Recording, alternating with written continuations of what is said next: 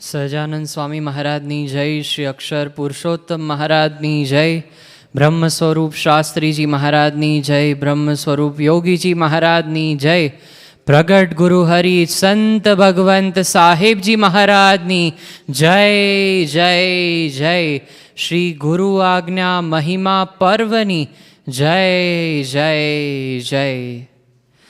શ્રી યોગી મહિમા પર્વ અંતર્ગત યોજાતા ભક્તિ પારાયણના પૂર્ણાહુતિનું આ સત્ર બ્રહ્મ સ્વરૂપ ગુરુદેવ યોગીજી મહારાજ એક એવા દિવ્ય આધ્યાત્મિક પુરુષ ગુરુદેવ આપણા દાદા ગુરુ સ્વરૂપે પ્રાપ્ત થયા, સદ્ગુણનો ભંડાર, જેમનું જીવન એક ઉત્સવ, જેની સ્મૃતિ કરીએ તો આનંદ વ્યાપી જાય, જેમનું જીવન એવો ખજાનો, એ તરફ દ્રષ્ટિ કરીએ તો સુખ સુખ પામી જવાય, એવા જીવનના મહિમાની વાતો આ બધાએ દિવસ સાહેબ દાદાની આજ્ઞાને બળ ઝીલીને સાધુ પૂજ્ય રવિદાસજી આપણી સમક્ષ પ્રસ્તુત કરી, રજૂ કરી, ભક્તિ અદા કરી.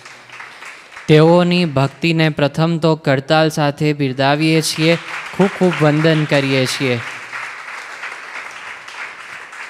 કહેતા જે અંતિમ સત્ર છે, પણ આ મહાત્મ્ય, આ ભક્તિભરી વાતો એ સદાય આપણા ચિત્તમાં રમતી રહે અને ગુરુદેવ શાસ્ત્રીજી મહારાજ, યોગીજી મહારાજનું જે ઋણ છે આપણા પ્રતિ, એ ઋણ અદા કરવા આપણે સેવા ભક્તિ એમના ચરણોમાં અર્પણ કરતા રહીએ. જે સાહેબ દાદાએ એમના જીવનનો મુખ્ય હેતુ કહ્યો છે, એવા સાહેબ દાદાના કાર્યમાં આપણે જોડાયેલા રહીએ, એવી આજે ખાસ પ્રાર્થનાઓ ધરીએ છીએ અને પૂજ્ય રવિદાસજીને પ્રાર્થના કરીએ તેમના આસન પર બિરાજમાન થવા પધારે. ગુણાતીત સ્વરૂપોના આશીર્વાદ અને કૃપાથી પાવન થયેલો પરિવાર જે યુકેમાં નિવાસ કરે છે, પણ સાહેબ દાદાનો દર્શન, સાનિધ્ય, સુખ પ્રાપ્ત કરવા અવારનવાર જેઓ બ્રહ્મજ્યોતિ પધારે છે, અને સાહેબ દાદા જેમના પર પ્રીતિએ સહિત હક કરી શકે છે, એવા પૂજ્ય વિજયકુમાર દર્શનાબેન યુકેથી પધાર્યા, આપણી પારાયણમાં જોડાયા અને આજે સાહેબ દાદાની આજ્ઞાથી આજની પારાયણના યજમાન તેઓ થયા છે અને તેમણે શ્રી ઠાકોરજી મહારાજની સેવા અર્પણ કરી છે. તેઓનું પ્રથમ તો ખૂબ ખૂબ હાર્દિક સ્વાગત કરીએ છીએ અને પૂજ્ય વિજયકુમારને પ્રાર્થના કરીએ શ્રી ઠાકોરજી મહારાજ, ગુરુ હરિ સાહેબ દાદા, સદગુરુ સંતો અને કથાના વક્તા શ્રી સાધુ પૂજ્ય રવિદાસજીના પૂજન કરવા માટે, તેઓને ખેસ અર્પણ કરવા માટે પધારે. પૂજ્ય વિજયકુમાર. શ્રી વાસુદેવ વિમલામૃત ધામવાસમ નારાયણં નરકતારણનામધેયં શ્યામં સિतं દ્વિભુજમેવ ચતુર્ભુજં ચ ત્વાં ભક્તિધર્મતનયં શરણં પ્રપદ્યે. શિક્ષાર્થમાત્ર નિજ ભક્તિમતાં નરાણાં એકાંત ધર્મમખિલં પરિશીલયन्. જે ઉત્પત્તિ તથા સ્થિતિ લય કરે, વેદો સ્તુતિ ઉચરે, જેના રોમ સુશીદ્રમાં અણુસ્વમાં બ્રહ્માંડ કોટી ફરે, માયા કાળ રવિ શશી સુરગણે, આજ્ઞાન લોપેક્ષણ, એવા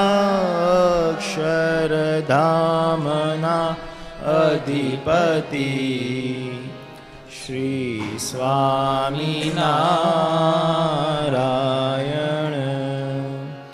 વાણી અમૃતથી ભરી મધુ સમી, સંજીવની લોકમાં દ્રષ્ટિમાં ભરી દિવ્યતા નિરખતા. સુદિવ્ય ભક્તો બધા હૈયે હેત ભર્યું મીઠું જનની શું, ને હાસ્ય મુખે વસ્યું. તે શ્રી જ્ઞાનજી યોગીરાજ ગુરુને નિત્ય નમો ભાવશું. જે સાક્ષાત મહિમા તણું સ્વરૂપને આનંદની મૂર્તિ છે. તેજસ્વી શુરવીર વત્સલતી સ્વામી શ્રીજી ધામ છે. જેણે સ્વાશ્રયી કર્મયોગે અનુપમ સ્થાપી પરમ સાધના. ભાગીદાર યોગી તણા સંત ભગવન સાહેબજીને વંદના. સાહેબજીને વંદના. સહજાનંદ સ્વામી મહારાજની જય. અક્ષર પુરુષોત્તમ મહારાજની જય. ભગતજી મહારાજની જય.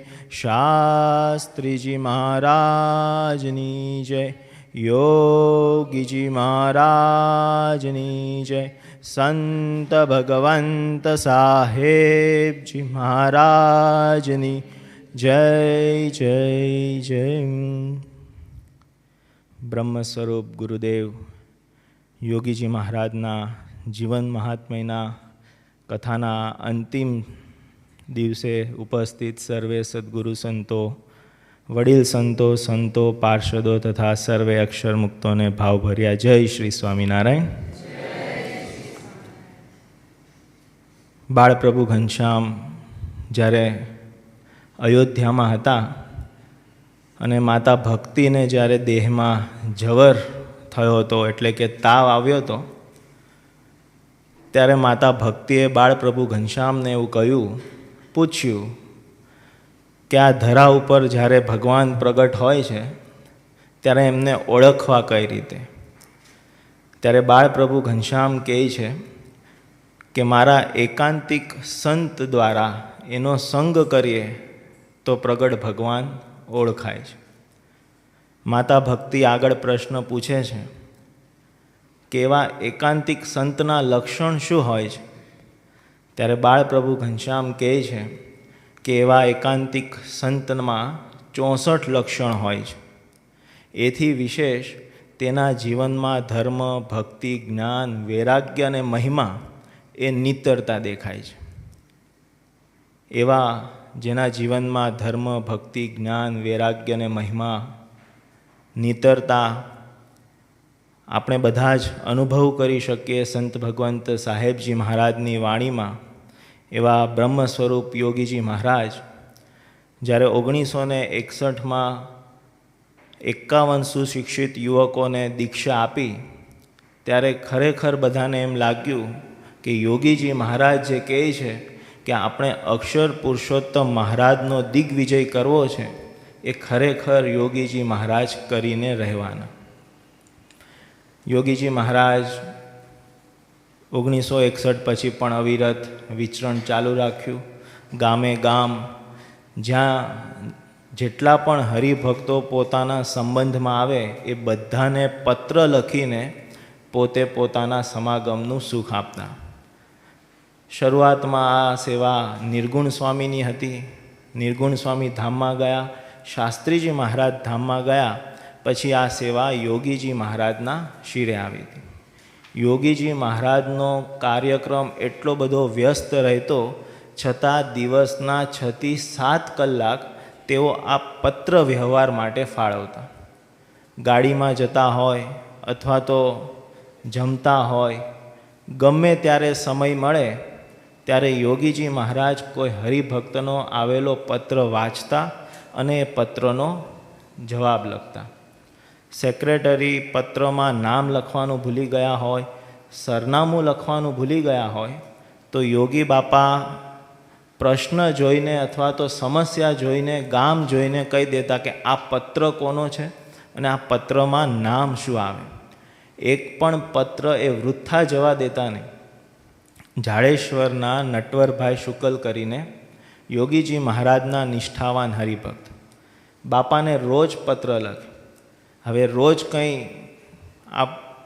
આપણે પણ જાણીએ છીએ કે આપણને કંઈ રોજ પ્રશ્ન ઊભા નથી થતા, તો એ વખતે હરિભક્તોને પણ નહોતા થતા. છતાં આપણે જેમ સંતોને રોજ જય સ્વામિનારાયણ લખીને વોટ્સએપમાં જવા દઈએ છીએ, એમ એ વખતે આ જાડેશ્વરના નટવરભાઈ શુકલ નાનું પોસ્ટકાર્ડ લઈને બાપાને રોજ જ્યાં હોય ત્યાં જય સ્વામિનારાયણ લખીને મોકલે. એટલે સાથે મહંત સ્વામી સેવામાં હતા. એકવાર 5 પોસ્ટકાર્ડ ભેગા થઈ ગયા. મહંત સ્વામીએ જોયું કે 5એયમાં એક જ છે, જય સ્વામિનારાયણ, જય સ્વામિનારાયણ. અને એ દેખીતી વસ્તુ છે કે આપણને પણ 10 દિવસથી કોઈ જય સ્વામિનારાયણ, જય સ્વામિનારાયણ મોકલ્યું હોય તો આપણે વોટ્સએપમાં ખાલી એક જ વાર જય સ્વામિનારાયણ મોકલીએ છીએ, જેથી બધું રીડ થયું એ સામેવાળાને દેખાય. પણ એવી વિચારથી મહંત સ્વામીએ કે 5 પોસ્ટકાર્ડમાં એક જ લખ્યું છે જય સ્વામિનારાયણ, તો બાપાને એક જ પોસ્ટકાર્ડ આપીએ. તો બાપાને એક પોસ્ટકાર્ડ આપ્યું તો બાપા કે બીજા ક્યાં? મહંત સ્વામી કે બધા પોસ્ટકાર્ડમાં એક જ વાત છે. ત્યારે બાપા કે ભાઈ સાહેબ, એવું નહીં કરવાનું. આ તો શાસ્ત્રીજી મહારાજના પ્રસાદીના ભક્તો છે, એમનું પોસ્ટકાર્ડ વાંચવું એ આપણી સેવા છે. અને એમ કરીને 5 પોસ્ટકાર્ડ મંગાવ્યા અને પોતાના માથે જ અડાડ્યા. આમ બાપા કોઈ પણનો પત્ર આવે પણ ક્યારેય વાંચ્યા વગર એને રહેવા દેતા નહીં. વંચાઈ જાય પછી જ એ પત્રને ફાઇલ કરવો, એવી બાપાની આજ્ઞા હતી. એકવાર ધર્મજના એપી પટેલ એ મુંબઈ રહેતા, એટલે એમણે મુંબઈથી યોગીજી મહારાજને પત્ર લખ્યો કે બાપા, હું તમારા દર્શન કરવા માટે ગોંડલ આવું છું. હવે એ વખતે આજના જમાનાની જેમ બધું ફાસ્ટ ફોરવર્ડ નહોતું. પત્ર 3-4 દિવસે પહોંચી રહે. એટલે પત્ર જ્યાં સેવકો પાસે આવ્યો એ જ સમયમાં આ એપી પટેલ પણ બાપા પાસે પહોંચી ગયા. એટલે ગુણવંત શાહ એ સેવામાં હતા. બધા બાપાના આવેલા પત્રો એ એક ફાઇલમાં ગોઠવતા. એટલે એપી પટેલ જ્યારે બાપાના દર્શન કરવા આવ્યા એટલે ગુણવંત શાહને એમ થયું કે હવે પોતે આવી ગયા છે તો પત્ર આપવાની કંઈ જરૂર નથી, પત્ર ડાયરેક્ટ ફાઇલમાં મૂકી દઈએ. તો બાપા કે આમનો પત્ર આ વખતે નહોતો આવ્યો. ગુણવંત શાહ કે આવ્યો તો ને પત્ર. તો કે કેમ મૂકી દીધો? તો કે પોતે આવી ગયા એટલે જરૂર નથી એટલે મૂકી દીધો. બાપા કે એવું નહીં કરવાનું. એક પણ પત્ર વાંચ્યા વગર ફાઇલ નહીં કરવાનું. બાપાના અક્ષર સમજાય ના સમજાય, પણ બાપાનો પત્ર જે હરિભક્ત પાસે જાય એ પત્રને એ હરિભક્ત સાચવી રાખતા. જેમ સાહેબ દાદાને બાપાએ 400થી વધુ પત્ર લખ્યા છે એ આપણે સાચવી રાખ્યા છે, એવી જ રીતે હરિભક્તો પણ બાપાનો મળેલ પત્ર સાચવી રાખતા. બાપા પોતે પત્ર ઉપર સરનામું લખતા, ભાઈનું નામ લખતા. ઘણી વખત તો ટપાલીને કયા સરનામે એ પોસ્ટકાર્ડ કે પત્ર મોકલવાનો છે એ પણ ખબર પડતી નહીં. એકવાર બાપાએ એક પત્ર લખ્યો અને સાથે સરનામું લખીને જવા દીધું. બાપા 1 ઇંચ પેન ઉપર પકડે એટલે અક્ષર પણ એવા થાય, એટલે ટપાલીને સરનામું ઓળખાણું નહીં. પણ પોસ્ટ ઓફિસનો સ્ટેમ્પ હોય કે કયા પોસ્ટ ઓફિસમાંથી આવ્યું છે, એટલે ગોંડલની પોસ્ટ ઓફિસમાંથી આવ્યું હતું, એટલે બાપાને એ પત્ર પાછો ગયો. પત્ર પેલા ટપાલીએ સેવકોને આપ્યો અને સેવકોને કહ્યું કે આ જેણે સરનામું લખ્યું છે ને એને કહેજો કે અક્ષર સુધારે, સરનામું વંચાતું નથી, તો કયા સરનામે અમે આ પત્ર મોકલીએ. એટલે પેલા સેવક સાધુ ટપાલીનો આવો મેસેજ લઈને બાપા પાસે ગયા કે બાપા, ટપાલી સાહેબનું સૂચન છે કે થોડાક અક્ષર સુધારો તો કયા સરનામે મોકલવાનું છે એ ખબર પડે. બાપા કે સરનામું એમને ઉકેલવાનું છે, પગાર નથી લેતા કે? આ તો અક્ષરધામના અક્ષર છે, ઉકેલવા જ જોઈએ. આવો તો બાપા મહિમા ગાતા. બાપા અચૂક પત્રમાં જાવક નંબર લખાવતા. કોઈ પણ પત્ર એવો ના હોય બાપાનો કે જેમાં જાવક પત્ર લખેલો ના હોય. એટલે એકવાર એક હરિભક્તે બાપાને પત્ર લખ્યો કે ઘરમાં બહુ સમસ્યા છે, આવા પ્રોબ્લેમ છે, એ બધા તમે જાણી શકો છો કેવા કેવા હોય. એટલે એ હરિભક્તે બધો પત્ર લખ્યો. એટલે બાપાએ સામે જવાબ આપ્યો કે બધા પ્રશ્નોનું સમાધાન થઈ જશે, તમે 25 મહાપૂજા અક્ષર દેરીએ લખાવો. હવે આ પત્ર લખ્યો તો એ 25ની બાજુમાં જાવક નંબર પણ લખેલો 2043. પણ પત્ર મળ્યો એટલે હરિભક્તને કાંઈ સમજાણું નહીં કે કેટલી મહાપૂજા લખવાની છે. એને ખાલી આ જાવક નંબર છાપેલો હોય બરાબર, એટલે 2043 અને મહાપૂજા એટલું વંચાયું.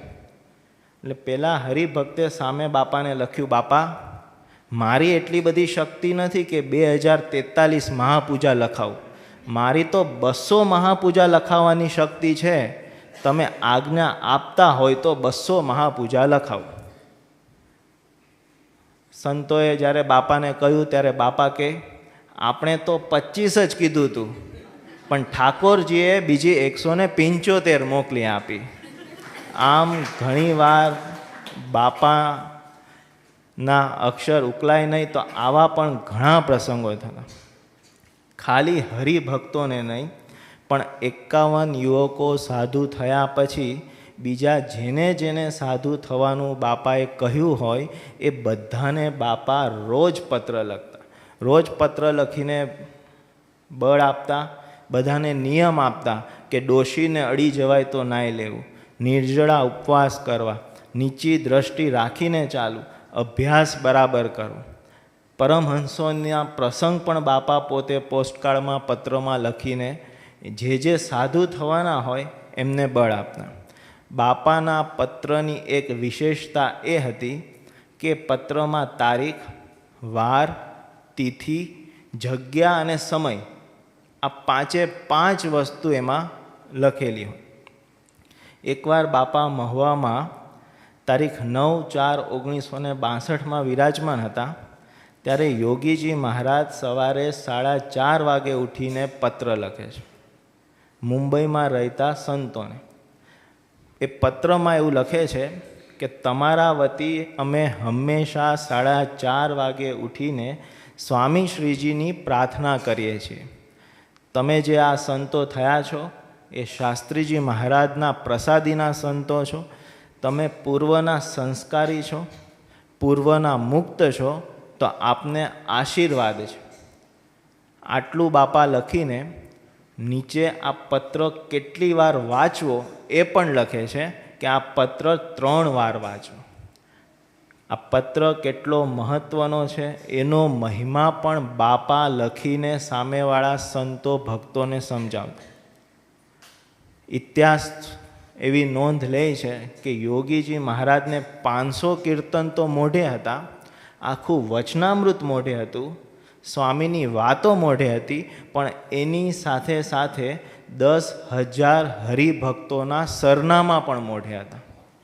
આપણને તો આપણા ફેમિલીના 4 મેમ્બરના મોબાઈલ નંબર માંડ યાદ રહે છે, બાકી બીજું કાંઈ યાદ રહેતું નથી. પત્રમાં બાપા ઘણી વખત સંતોને લખતા કે આપણે શિબિરનું આયોજન કરવું છે. એ શિબિરમાં કેટલા વાગે ઉઠાડવા, કેટલા વાગે અલ્પ આહાર આપવો, કેટલા વાગે પૂજા કરાવડાવી, કોના કોના પ્રવચનો રાખવા, કયા કયા વિષય ઉપર પ્રવચન કરવા અને કયું જીવનચરિત્રને વધારે આ વખતે શિબિરમાં મહત્ત્વ આપવું, એ બધું જ યોગીજી મહારાજ લખી નાખતા.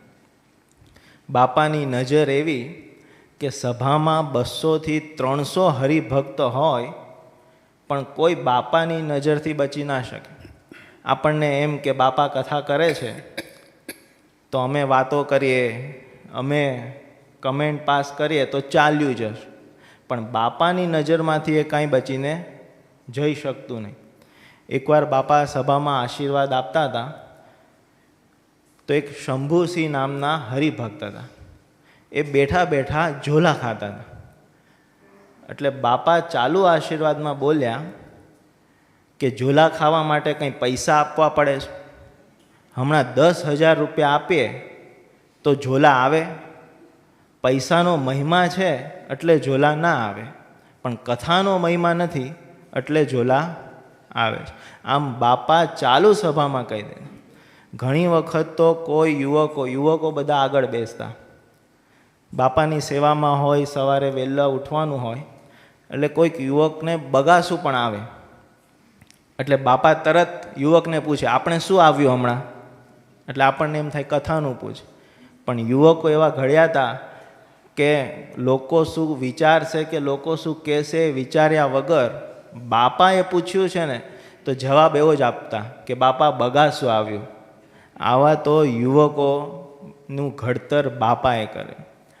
બાપા ઘણી વખત સમયા ઉત્સવમાં એક વાત કહેતા કે જ્યારે આપણે સમયા ઉત્સવમાં આવીએ ત્યારે વ્યક્તિગત રીતે આપણે આપણા પરિવારના લોકોની ચિંતા નહીં કરવાની. બાપ આવ્યો હોય, દીકરા આવ્યા હોય, દીકરાની મા આવી હોય તો બાપે દીકરા અને એની માની ચિંતા નહીં કરવાની. મંદિરમાં એની જગ્યાએ સેવા કરતા જ હશે. આપણે કથા વાર્તાનું સુખ લેવું, આપણે સેવાનું સુખ લેવું. એટલે બાપા એકવાર વાર્તા કહેતા કે એક બાવો હતો. એ બાવાની પત્નીનું નામ ભલું. હવે સંસારી હતા બાવા ને બંને, એટલે ઘરમાં કંઈક ઝઘડો થયો એટલે એની પત્ની જતી રહી. હવે આટલું બધું ગામ, આટલા મોટા વિસ્તાર, તો પત્નીને ગોતવા ક્યાં જવી? એટલે એ બાવાએ યુક્તિ કરી અને એક મોટો યજ્ઞ કર્યો અને એમાં ગામો ગામ આમંત્રણ આપ્યું. હવે આમંત્રણ આપ્યું એટલે બાવાએ પોતાના 10-15 શિષ્યોને કીધું કે ભલું આવે ને તો મને સમાચાર આપજો. હવે યજ્ઞ ચાલુ થઈ ગયો, બધા મહેમાનો આવ્યા. એટલે બાવાએ એના એક શિષ્યને કીધું, મારી ભલું બૈરી આવી દેખાણી? એટલે એક સેવકે કહ્યું કે હા, તમારી ભલું આવી ગઈ છે. એટલે પેલા બાવો કહે કે તો હવે જગન પૂરો થઈ ગયો, એટલે કે યજ્ઞ પૂરો થઈ ગયો ને ત્યાં યજ્ઞ બંધ કર. એમ આપણે જ્યારે યોગી બાપા કહેતા કથા વાર્તામાં આવીએ ત્યારે કથા વાર્તા એ આપણો મુખ્ય ઉદ્દેશ અને હેતુ હોવો જોઈએ. પરિવારજનો શું કરે છે એની ચિંતા આપણે કરવી જોઈએ નહીં, કેમ કે પરિવારજનો તમને લીધા વગર ઘરે જવાના નથી. યોગીજી મહારાજ જ્યાં જ્યાં જાય ત્યાં કથા વાર્તાનું સુખ આપે. યોગી બાપા કથા વાર્તામાં ભક્તોને ઊંઘ ના આવે એના માટે ઘણી વખત એક બીજું પણ દ્રષ્ટાંત આપતા કે કથામાં ક્યારેય ઝોલા ખાવા નહીં. બાપા કહેતા કે એક ભગત હતા, એક ગામડામાં એક સાધુ આવ્યા. એટલે એ સાધુના શિષ્યોએ નિમંત્રણ આપ્યું કે બધા સાંજે ગુરુની કથા વાર્તામાં આવજો. એટલે એક ભગતને એમ થયું કે મારા બાજુવાળાને પણ લેતો જાઉં. બાજુવાળાને ઘણું કીધું કે ભાઈ ચાલ કથા વાર્તામાં.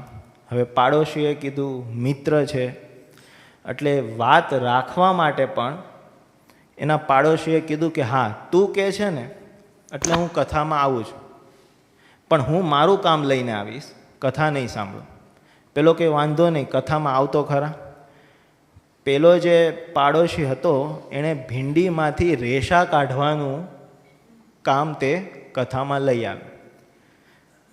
થાંભલા પાસે બેઠો, ભીંડીમાંથી રેશા કાઢતો જાય. ત્યાં પેલા સાધુ કથા વાર્તા કરે. ભીંડીમાંથી રેશા કાઢતા કાઢતા કથામાં મગ્ન થઈ ગયો તો ઊંઘ આવી ગઈ. હવે ઊંઘ આવી ગઈ તો મોઢું ખુલ્લું રહી ગયું. તો બાપા કે મોઢું ખુલ્લું રહી ગયું ને તો કૂતરો લઘુ કરી ગયો. પછી કથા પૂરી થઈ એટલે પેલા ભગતે પેલા ભાઈને ઉઠાડ્યા કે ઉઠ ભાઈ, હવે ઉઠ, હરિરસનો સ્વાદ કેવો હતો? તો પેલો કહે ખારો ખારો હતો. બાપા કહે જો કથામાં આમ સૂઈ જઈએ તો હરિરસનો સ્વાદ મીઠો આવવો જોઈએ, એના બદલે આપણને ખારો આવે. એટલે જ્યારે કથા વાર્તા ચાલતી હોય ત્યારે ઝોલા ખાવા નહીં. એટલે આ આપણે સમજવાની વાત છે કે કોઈ વાત સારી લાગે તો તાળી પાડવી,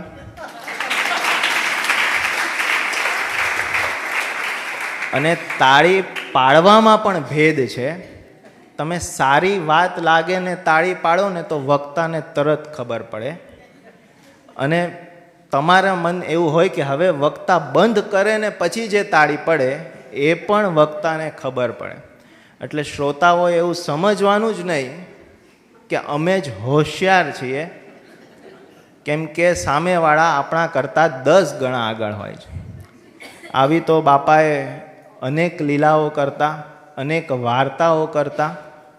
યોગીજી મહારાજ જે સ્થાનમાં જાય ત્યાં મહારાજના પરમહંસોના ગુણાતીત પરંપરાના જે પ્રસાદીના સ્થાનો હોય એ બધે જ દર્શન કરવા જતા. ગઢડામાં એકવાર બાપા વિરાજમાન હતા અને બાપાનો નિત્યક્રમ કે ઘેલા નદીમાં સ્નાન કરતા. એવામાં બાપાના ખભા ઉપર ગુમડું થયેલું. ડૉક્ટર બાપા પાસે આવ્યા, બાપાનું ગુમડું જોયું તો ડૉક્ટરે બાપાને કહ્યું કે બાપા એક પણ દંડવત નહીં કરતા, બાકી તમારો હાથ ખોટો થઈ જશે.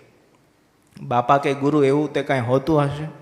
આપણે તો નિયમ તો રાખવો જ પડે ને, મહારાજે આપેલા નિયમ, પ્રસાદીનો સ્થાનનો મહિમા કેટલો, દંડવત તો કરવા જ પડે. આવું કહીને બાપા ઘેલા નદીએ સ્નાન કરવા જતા અને ગઢડામાં આવેલા મહારાજના દરેક પ્રસાદીના સ્થાન, શાસ્ત્રીજી મહારાજના દરેક પ્રસાદીના સ્થાન જ્યાં જ્યાં દર્શન કરવા જાય ત્યાં દંડવત કરે. ખભા ઉપર ગુમડું છે, દુખે છે, છતાં સંતોએ નોંધ લીધી કે એ સમયે પણ બાપા દિવસના 150 દંડવત કરતા. આપણે આરતી પછી મહારાજે કહ્યું છે કે 5 દંડવત કરવા અને ક્ષમાનો એક અધિક દંડવત કરવો, એમ ટોટલ 6 દંડવત કરવા.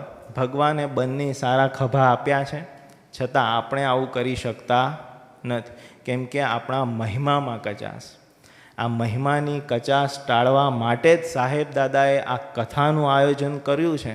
તો આ કથાના પૂર્ણાહુતિ પ્રસંગે આપ સર્વને નમ્ર પ્રાર્થના છે કે આવું કંઈક સારું આપણને લાગે તો આપણે આપણા બ્રહ્મ સ્વરૂપ ગુરુ દાદા એટલે કે દાદા ગુરુ યોગીજી મહારાજના જીવનમાંથી કંઈક પ્રેરણા લઈને વાણી, વર્તન અને વિચારમાં લાવીએ.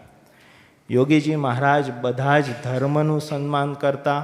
યોગીજી મહારાજ કોઈ પણ ધર્મનું મંદિર હોય ત્યાં દર્શન કરવા જતા, અને યોગીજી મહારાજની એક જ ભાવના હતી કે ભગવાન સૌનું ભલું કરો. સમય પર સમય વ્યતીત થયો. ઈસવીસન 1969ની સાલની શરૂઆત થઈ અને એ જ સમયથી બાપા ખૂબ બીમાર રહેવા લાગ્યા. પણ છતાં બીમારીની અવસ્થામાં બાપા ક્યારેય પોતાનો ઉત્સાહ, ઉમંગ મોળો પડવા દીધો નથી અને સામેવાળાનો મોઢું નીચે પડવા દીધું નથી. મુંબઈમાં યોગી બાપા 26/9/1969 સાલમાં વિરાજમાન હતા, ત્યારે બાપાની પૂજામાં માણેકલાલ શેઠ બહુ પ્રસાદ લાવ્યા. બદામપુરીનો ઢગલો કર્યો, પેંડાનો ઢગલો કર્યો. એટલે બાપા જ્યાં પૂજા કરતા હતા ત્યાં વિનોદભાઈ નામના એક ભગત બેઠા હતા. બાપાએ એમને પૂછ્યું કે આ બધું શું છે? ત્યારે એમણે કહ્યું કે બાપા, તમારી પૂજા માટે માણેકલાલ શેઠ આ બધો પ્રસાદ લાવ્યા છે. બાપા કે માંદા પડવાના બહુ બધા ફાયદા કે. પેલા કે બાપા કેટલા ફાયદા? તો કે માંદા પડવાના 3 ફાયદા. બાપા કયા કયા? તો કે જો માંદા પડીએ તો રસોઈના ઢગલા થાય, બીજું પ્રસાદના ઢગલા થાય, અને ત્રીજું સુવાના ઢગલા થાય. સુવાના ઢગલા એ માટે કેમ કે બાપા હંમેશા 4:30 વાગે ઉઠી જતા, પણ બીમારીની અવસ્થામાં સેવક સંતો હંમેશા એમને આરામ કરવાનો નિર્દેશ કરતા.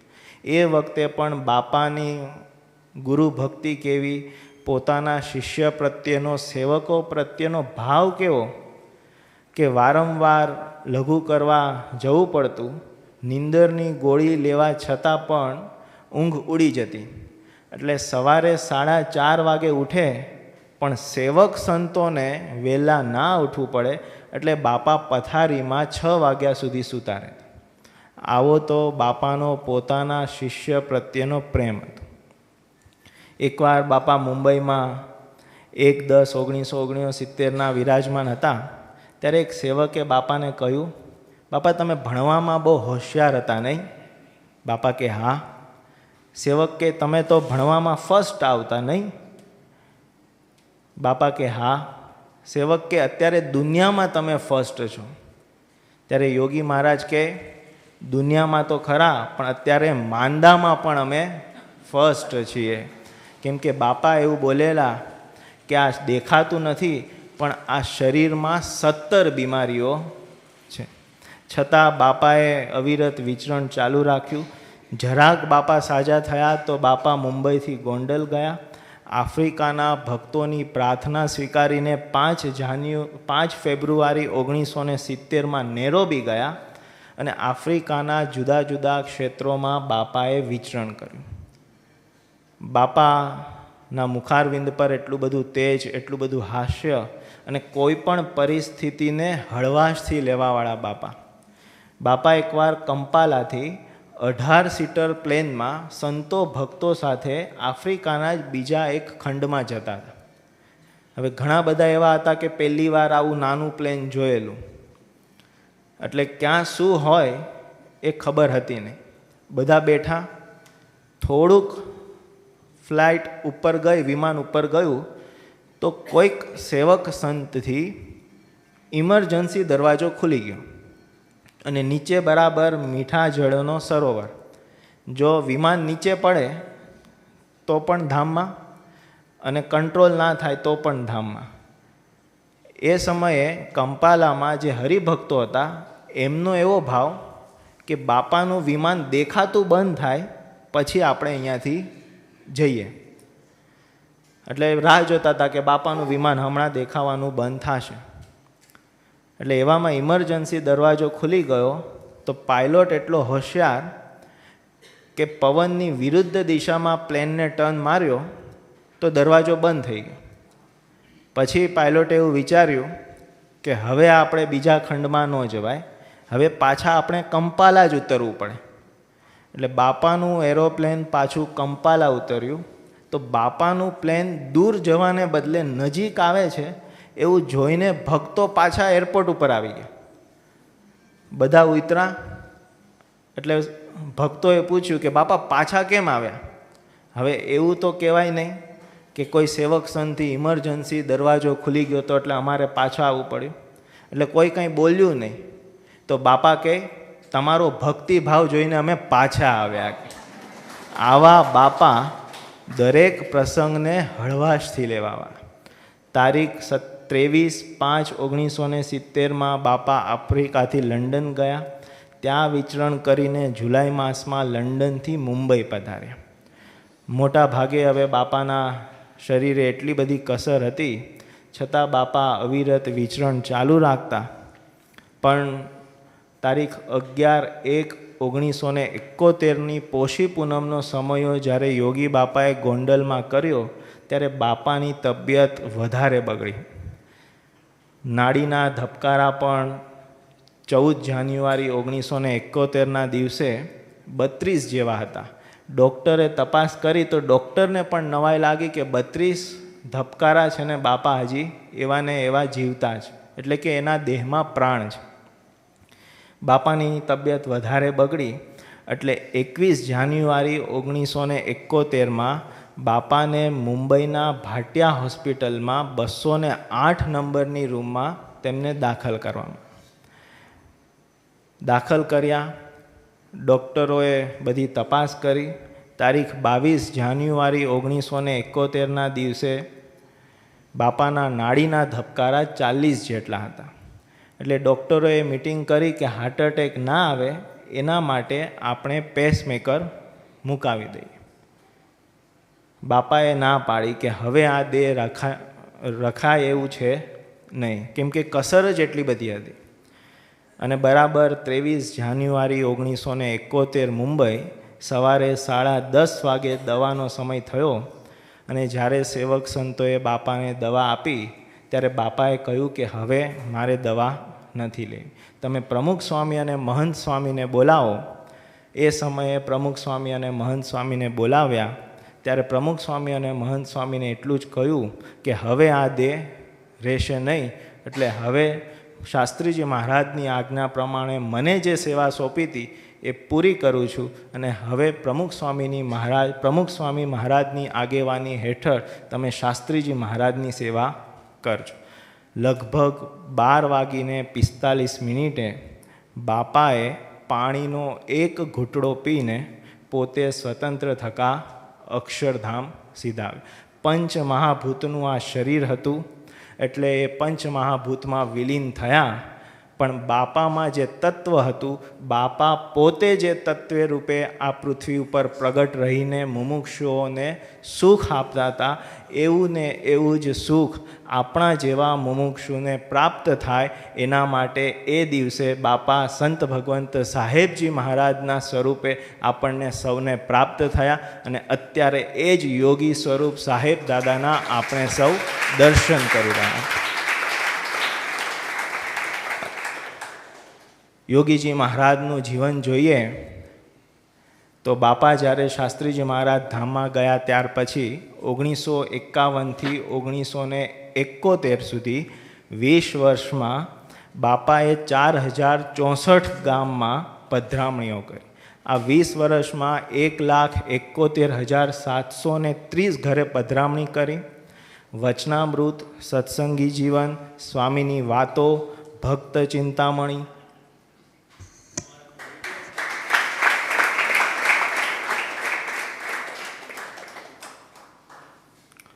વચનામૃત, સ્વામીની વાતો, ભક્ત ચિંતામણી, નિષ્કુળાનંદ કાવ્ય, વાસુદેવ મહાત્મ્ય, શ્રીમદ ભાગવત તથા ગુણાતીત ગુરુ પરંપરાના ભગતજી મહારાજ, ગુણાતીતાનંદ સ્વામી, શાસ્ત્રીજી મહારાજના જીવન ચરિત્રો ઉપર 250 કરતાં પણ વધારે વાર પારાયણ બાપાની આજ્ઞાથી થઈ.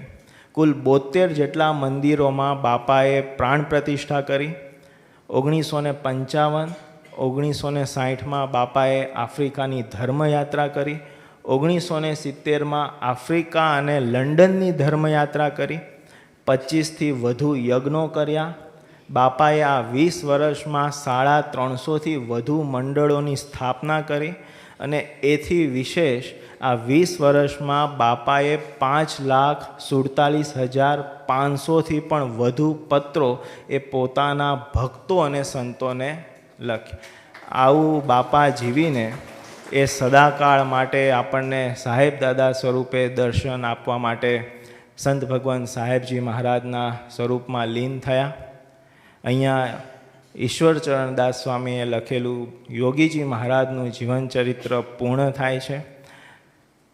સંત ભગવંત સાહેબજી મહારાજે યોગીજી મહારાજનું જીવન ચરિત્ર મહાસાગર જેવું છે, પણ એને ગાગરમાં ભરવા સમાન એક અલ્પ પ્રયત્ન કરવાની આજ્ઞા આપી. તો યથાશક્તિ જે પણ આવડ્યું એ ગુરુ કૃપાએ એમના જ આશીર્વાદથી જે કંઈ પણ પ્રભુ પ્રેરણાથી બોલાયું તે આપની સમક્ષ રજૂ કર્યું. આ જીવન ચરિત્ર કહેવામાં અથવા તો બાપાનો મહિમા સમજવામાં કે ગાવામાં કોઈ પણ નાની મોટી ક્ષતિ રહી હોય તો એ વ્યાસપીઠની ક્ષતિ કે દોષ ન રાખતા એ મારો વ્યક્તિગત દોષ સમજીને મને ક્ષમા પ્રાર્થી કરજો. એ જ પ્રાર્થના સ. જય શ્રી સ્વામિનારાયણ.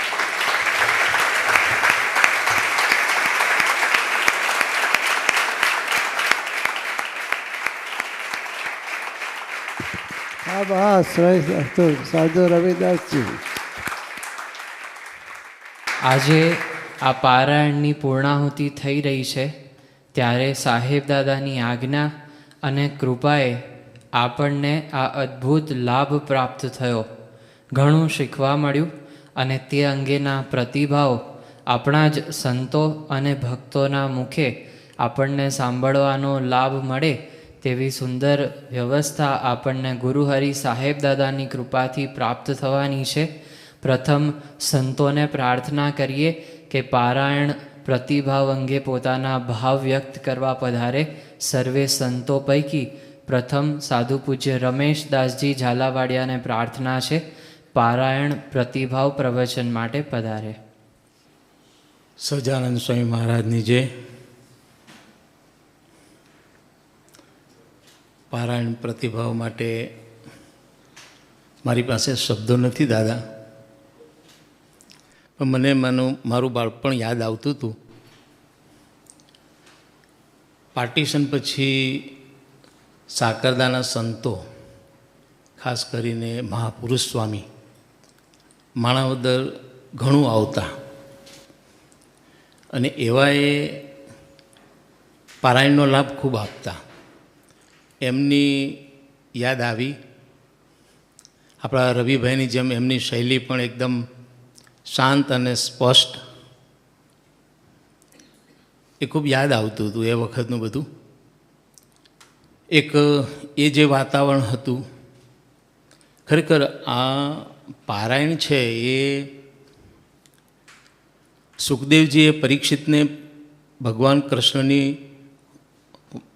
સ્વરૂપ જ્યારે એમની કથા કરી તો સુખદેવજીએ પરીક્ષિતને પોતાનો ભાવ, પોતાનું જે કંઈ છે, પોતે વિચારેલું, પોતે માનેલું, પોતાને લાગેલું, એ બધામાંથી મુક્ત કરીને કૃષ્ણ પરમાત્મા જ છું કે સુખદેવજી જ છું, મારામાં બીજું કાંઈ નથી, દેહના ભાવથી સંપૂર્ણ પર છું, એવું એ પારાયણે કરાવી દીધું.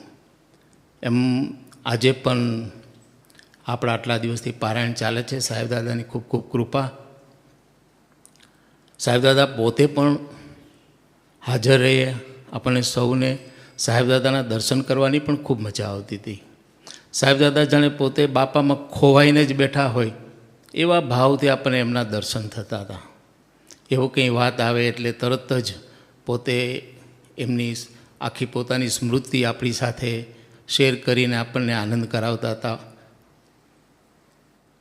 ખરેખર પારાયણ છે એ આપણે સૌનો પણ અનુભવ છે. આટલા દિવસ આપણે બેઠા અત્યારે પણ જોઈએ છીએ તો પારાયણ છે ખરેખર આપણા ભાવમાંથી પર થવા માટે બહુ સારી વસ્તુ છે આ.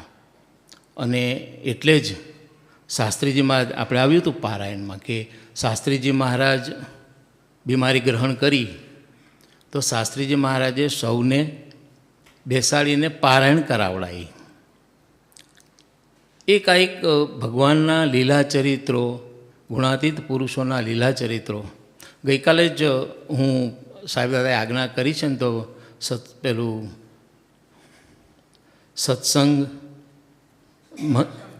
સત્સંગ દીક્ષા હું વાંચતો હતો, રોજ વાંચું છું. તો ગઈકાલે જ મારે આવ્યું હતું કે ભગવાન અને ભગવાનના ગુણાતીત સ્વરૂપો, એમના જીવનના ચરિત્રો વાગોળવા, સાંભળવા અને વાંચવા. તો ખરેખર આ યોગીજી મહારાજના જીવન ચરિત્રથી આપણને એ પ્રતીતિ વધારે થઈ કે એ જ બાપાનું સ્વરૂપ આપણને સાહેબદાદા રૂપે આજે આપણને એવો જ આનંદ, એવી જ પ્રાપ્તિ કરાવી રહી છે, એવી જ આપણા ભાવમાંથી પર કરાવી રહ્યા છે. એવી ખૂબ ખૂબ સુંદર, ખાસ કરીને આપણા વક્તા પણ એટલા બધા સરસ, રવિદાસજી એકદમ સ્પષ્ટ. એમને ક્યારેય કોઈ શબ્દ શોધવો નથી પડ્યો, ક્યારેય કોઈ આમ ભૂલી થવાય એવી કોઈ વચ્ચે જગ્યા પડે એવું નહીં. આમ કોન્સ્ટન્ટ આમ ચાલ્યા જ કરે, ચાલ્યા જ કરે, ચાલ્યા જ કરે, ચાલ્યા જ કરે એવું ખૂબ સરસ વક્તા પણ સાહેબ દાદાએ પસંદ કર્યા. પોતાની કૃપા પણ એમના ઉપર વરસાવી. દાદા બસ આપ સૌ આપને રાજી કરવા અમે સૌ આને આવીને આવી રીતે આપની સ્મૃતિ મારીને આનંદ કરીએ એવી આપના ચરણોમાં પ્રાર્થના. સહજાનંદ સ્વામી મહારાજની જય. આભાર પૂજ્ય રમેશદાસજી. હવે સાધુ પૂજ્ય પરેશદાસજીને પ્રાર્થના છે, પધારે. સહજાનંદ સ્વામી મહારાજની જય, અક્ષર પુરુષોત્તમ મહારાજની જય, ધામધામી મુક્તોની જય, સંત ભગવાન સાહેબજીની જય જય જય. યોગી મહારાજે સાહેબ દાદાને મંત્ર દીક્ષા આપી એ દિવસથી સાહેબ દાદાએ પારાયણની શરૂઆત કરી. વક્તા જાભીએ કહ્યું એમ રવિદાસજી ખૂબ અદ્ભુત રીતે મહિમા ગાન કરે. આમ જોવા જાઓ તો જ્યારે સાહેબનું પ્રવચન સાંભળીએ એટલે યોગીજી મહારાજનું જીવનનું પારાયણ ચાલતું જ હોય. કારણ કે સાહેબનું પ્રવચન એટલે યોગીજી મહારાજ અમને આમ કહેતા અને યોગીજી મહારાજ અમારી જોડે આમ જીવતા અને એમણે કેટલું બધું સહન કર્યું, એના પ્રતાપે આપણે સુખિયા છીએ. એમના મોઢેથી કોઈ દિવસ યોગીજી મહારાજની વાત ઓછી થતી નહીં. એટલે જ્યારથી એમની સાથે મોટા થયા છે ત્યારથી યોગીજી મહારાજના દિવ્ય જીવનનું પારાયણ સાંભળતા જ આવ્યા છે. ઘણીવાર એમણે વાત કરી યોગી મહારાજને કેટલો શાસ્ત્રી મહારાજનો મહિમા. પોતે એમ કહેતા કે જ્યારે અટલાદરા મંદિરે દર્શન કરવા જતા, બાપા એમની સાથે હોય, તો મેળા પર શાસ્ત્રી મહારાજે જે સંતો બનાવ્યા હતા એ 2-3 સંતો રહેતા. તો એવા યોગીજી મહારાજને અપમાન કરતા કે બહુ મોટા જોયા, નામ તેમ છે, એમ બહુ બોલતા. એટલે સાહેબ કે મને એમ થાય કે આ, અને બાપા કહે છે 3 દાદરા ચડી અને એમના દર્શન કરવા જાય. તો મને એમ થાય કે આ સંતોનો કેમ આવું કરતા હશે. ત્યારે ઘણી બાપા કે ગુરુ, આમણે જ્યારે કોઈ સાધુ નહોતું થતું ત્યારે શાસ્ત્રી મહારાજ માટે મુંડાયું, એટલે આપણા માટે માથાના મુગટ છે, મારે તો એમના દંડવત કરવા જોઈએ, દર્શન કરવા જોઈએ. આ મહિમા સાહેબ કે અમને બાપાએ જીવમાં ઘાલ્યો કે જેથી કરીને જ્યારે પણ કોઈને માટે એવો વિચાર આવે તો એમ થાય કે આ તો યોગીજી મહારાજના છે, શાસ્ત્રીજી મહારાજના છે. એટલે આપણને પણ કે જેવું જીવન જીવવાનું બળ મળે. બાપા સાહેબ કે ભાઈ મને જ્યારે અટલાદરામાં એક ભગતને સાધુ થયેલો અને એને અમે માર્યો અને કાઢી મેલ્યો, એટલે બાપાએ મને કીધું કે ગુરુ, એને માર્યો તો બરાબર પણ કાઢી નહોતો મેલો. તો કે એ જે મારા માટે થયું એ મને બહુ દુઃખ થયું, પણ એ પ્રારબ્ધ મને કહે છે બાપાએ થવા ના દીધું. મને કહે છે અટલાદરા મંદિરે જ્યારે ઉપર ચડ્યો હતો, પાણીની ટાંકીથી પડ્યો એમાં હાથ ભાંગ્યો. એટલે મારે કહે છે 2 મહિના 3 મહિનાનો ખાટલો થયો ત્યારે હરિપ્રસાદ સ્વામીએ કે મને કહ્યું કે જો તમે કહે છે આ જે પ્રારબ્ધ થવાનું હતું તો બાપાએ તમને પાડ્યા છે ને કે ધોવાઈ ગયો. અને ત્યારે મને કહે છે યોગીજી મહારાજ મને સ્પેશિયલ ચોકડા મળવા આવ્યા હતા અને કહ્યું કે ભાઈ હવે તમે પડ્યા છો ને ખાટલામાં છો તો ભગતજી મહારાજનું જીવન ચરિત્ર વાંચજો. અને એ કે જે મેં ભગતજી મહારાજનું જીવન ચરિત્ર વાંચ્યું તો એ ઉપાસના મારા જીવનમાં દ્રઢ થઈ ગઈ કે છે. એટલે સાહેબ દાદાએ જ્યારે જ્યારે કંઈ પણ પ્રસંગ બન્યો તો એમના જીવનમાં એમણે કાયમ એમ જ વિચાર્યું કે યોગીજી મહારાજે મારા માટે જે કર્યું એ સારું જ કર્યું. હમણાં અમે ડ્રામા કર્યો એમાં પણ યોગીજી મહારાજે જ્યારે છેલ્લે બોલ્યા કે તમને કશું નહોતું થયું, તો ધનંજયભાઈ એક વાક્ય લખ્યું એમાં કે અમને તો કંઈ નહીં, પણ સાહેબ દાદાને યોગીજી મહારાજ પર વિશ્વાસ હતો અને અમને સાહેબ પર વિશ્વાસ હતો. એમ મોટેરા 8 ભાઈઓએ સાહેબ દાદાને પણ યોગીજી મહારાજનું સ્વરૂપ સમજીને જીવ્યા છે. તો આપણા માટે તો યોગીજી મહારાજના દર્શન તો મેં કદાચ નહીં કર્યા, પણ જે જીવન સાહેબ દાદા હંમેશા વર્ણન કરે છે એવું પોતે જીવીને બતાડે છે. કારણ કે યોગીજી મહારાજે સાહેબ ઘણીવાર કહે કે એટલા ભીડા બેઠ્યા. કાલે જ વાત કરતા હતા કે સારંગપુરમાં કે છે 5 કિલોમીટર ચાલતા જાય, જોડી માગીને હાલ આવે, પછી એમાંથી રોટલા બનાવે, ભગવાનને થાળ ધરાવે, એ ભક્તોને જમાડે ને પછી વધે તો એ જમે. એટલે જ્યારે પણ ઉત્તરાયણની જોડીનું પર્વ આવે એટલે મારે ગુરુસભામાં યુવકોને કહેવાનું કે સાહેબ દાદાએ આપણને આ સ્મૃતિ થાય એ હિસાબે કે છે આપણને આ જોડી માગવા માટે આજ્ઞા કરી છે. કે જે સહન યોગી મહારાજે અને શાસ્ત્રી મહારાજે કર્યું એને હિસાબે કે આપણે આજે સુખિયા છે, અને જે મોટેરા ભાઈઓને સાહેબ દાદાએ સહન કર્યું એને હિસાબે આપણે સુખિયા છીએ. તો સાહેબ દાદા આ પારાયણના પ્રતિભાવમાં તો શું આપવાનું, મારે કંઈ એવો પ્રતિભાવ આપવાને લાયક નથી, પણ થોડું ઘણું પણ એવું જીવન જીવી અને યોગીજી મહારાજના જીવનનો પ્રતિભાવ આપી શકીએ એ જ પ્રાર્થના સહજાનંદ સ્વામી મહારાજની છે. ખૂબ ખૂબ આભાર બંને સંતોનો. પ્રભુ ભજતા બહેનો અને અક્ષરમુક્તો વતીથી પૂજ્ય ડૉક્ટર પૂર્વીબેનને પ્રાર્થના છે પારાયણ પ્રતિભાવ પ્રવચન માટે પધારે. આનંદ સ્વામી મહારાજની જય, શ્રી અક્ષર પુરુષોત્તમ મહારાજની જય, શાસ્ત્રીજી મહારાજ, યોગીજી મહારાજની જય, પ્રગટ ગુરુ હરિ સંત ભગવાન સાહેબજી મહારાજની જય જય જય, ગુરુ આજ્ઞા મહિમા પર્વની જય જય જય. પ્રગટ ગુરુ હરિની આજ્ઞાથી સાધુ રવિદાસજીએ યોગીજી મહારાજના જીવનની અને એમના જીવનનું અદ્ભુત દર્શન સૌને કરાવ્યું. અમે તો યોગી બાપાના દર્શન નથી કર્યા, ખાલી ગુરુહરિ સાહેબ દાદાના મુખે ને સદગુરુ સંતોના મુખે બાપાની વાતો પ્રસંગો સાંભળ્યા છે. જેમ સાધુ પરેશદાસજીએ કહ્યું એવી રીતે બાપા ક્યારેય સાહેબ દાદા ક્યારેય બાપાને ભૂલ્યા જ નથી, અને દાદાએ જેવા બાપાને પ્રગટ રાખ્યા છે.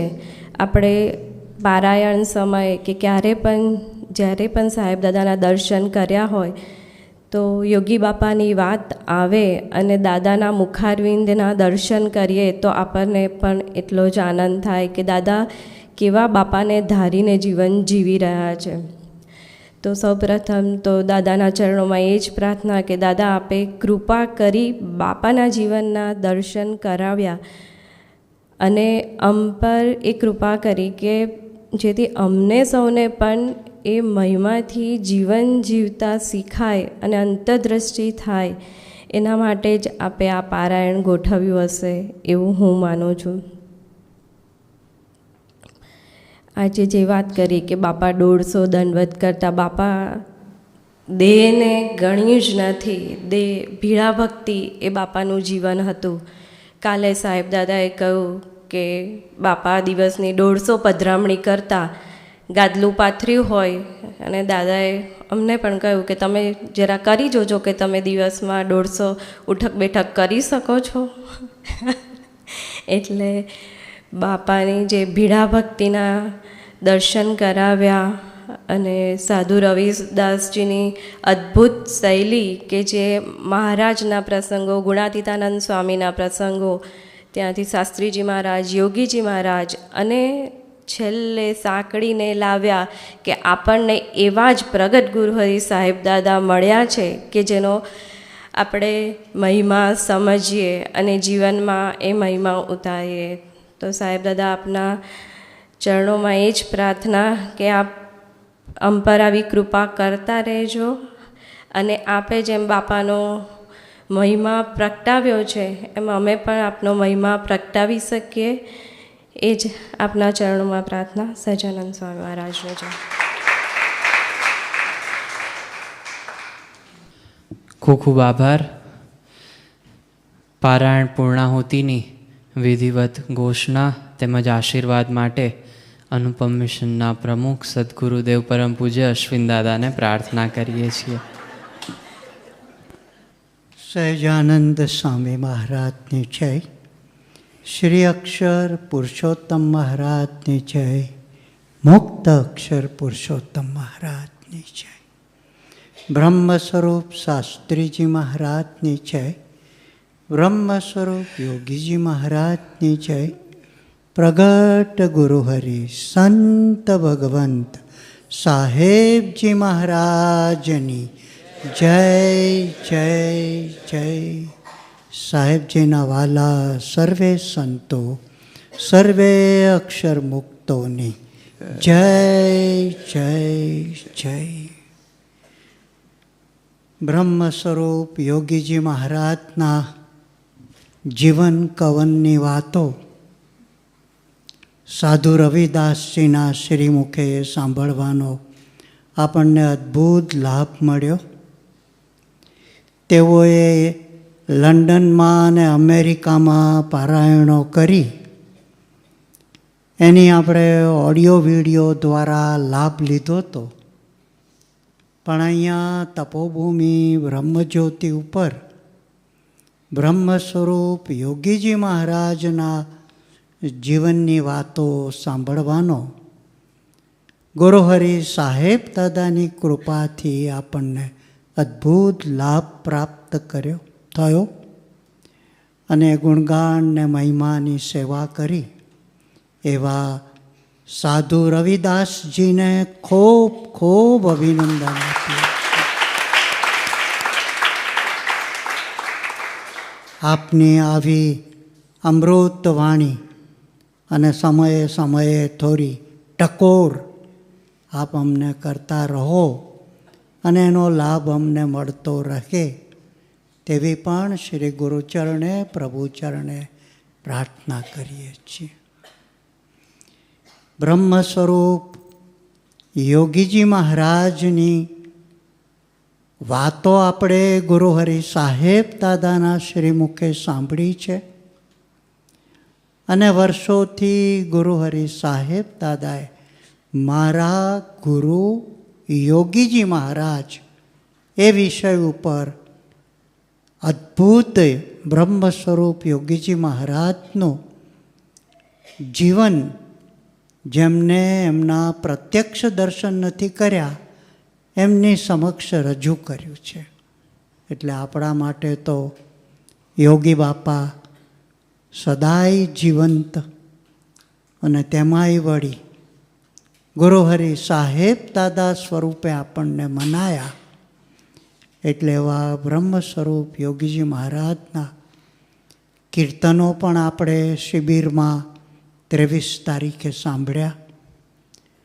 રોજ રાત્રિ સત્સંગ સભામાં પણ આપણે બ્રહ્મ સ્વરૂપ યોગીજી મહારાજના કીર્તનો ગાઈએ જ છીએ અને એમના ગુણોની એમના સ્વરૂપના અદ્ભુત મહિમાની સ્મૃતિ કરતા રહીએ છીએ. સાધુ રવિદાસજીએ જ્યારે બ્રહ્મ સ્વરૂપ યોગીજી મહારાજના પ્રસંગો કહેતા હતા ત્યારે અમારી જૂની પેઢીના ભક્તો સંતો જેમને બ્રહ્મ સ્વરૂપ યોગીજી મહારાજને શરીરના માધ્યમ દ્વારા હરતા ફરતા અને આનંદ કરાવતા જેમને જોયા છે, જાણ્યા છે, માણ્યા છે, એમને સ્મૃતિ વિશેષ તાજી થાય છે.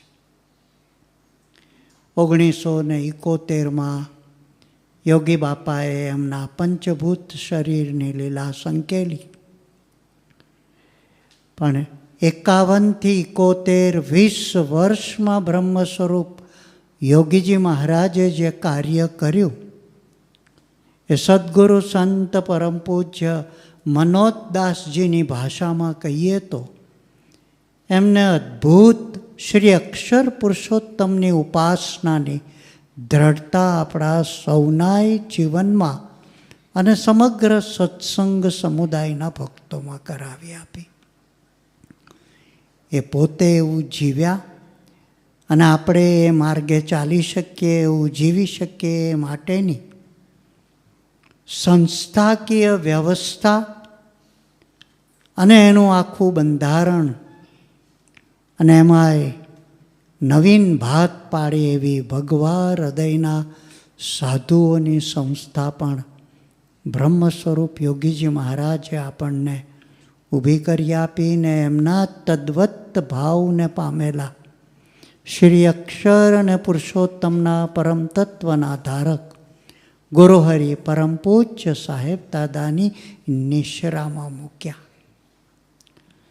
સાધુ રવિદાસજી જ્યારે બ્રહ્મ સ્વરૂપ યોગીજી મહારાજના છેલ્લા પ્રસંગો કહી રહ્યા હતા ત્યારે એમને તારીખ સહિત એક ઉલ્લેખ કર્યો. 11/1 જાન્યુઆરી 11/1/71 પોષી પૂનમનો દિવસ. અને પોષી પૂનમ ગોંડલ ઉજવીને યોગી બાપા એ જે વિશેષ કરીને બીમારીની એમને એમના શરીરમાં ઝાંખી કરાવી. આમ તો યોગી બાપા કહેતા કે બધી બીમારીઓ 17 પ્રકારની બીમારી લઈને યોગી બાપા ફરતા. એવું યોગી બાપા પોતે પણ સ્વમુખે ઘણી વખત સેવામાં રહેલા યુવકો અને યુવાન સંતોને કહેતા. પણ જેને આપણે એમ કહીએ છીએ કે દેહના ભાવથી ઉપર ઉઠી જઈ અને કેવળ બ્રહ્મ ભાવમાં જીવતા હોય એ કેવા હોય એનું અદ્ભુત જીવન બ્રહ્મ સ્વરૂપ યોગીજી મહારાજનું હતું. 11/1/71 જ્યારે તારીખ બોલ્યા ત્યારે મને પણ સ્ટ્રાઇક થયું કે 11/1/71 બ્રહ્મ સ્વરૂપ યોગીજી મહારાજની મૂર્તિની પાછળ પપ્પાજી મહારાજે મને આશીર્વાદ લખીને આપેલા, અમને બધા ભાઈઓને આપેલા. એ તારીખ પપ્પાજીએ બાબુભાઈ અને 11/1/71 એવી મારેલી મૂર્તિ છે. સાંકરદામાં ચાવડા હરિભાઈ ચાવડા નામના આપણા સત્સંગી ભક્ત રહેતા હતા. એ જમાનામાં હજુ કલર ફોટોગ્રાફી આવી નહોતી એટલે શાંતિદાદાએ બ્લેક એન્ડ વ્હાઇટ યોગી બાપાની પૂજાની મૂર્તિઓ તૈયાર કરીને વોટર કલરથી ભગવા વસ્ત્રો યોગી બાપાને પહેરાવે એવું પેઇન્ટિંગ કરવા માટે ચાવડા સાહેબને આપેલી.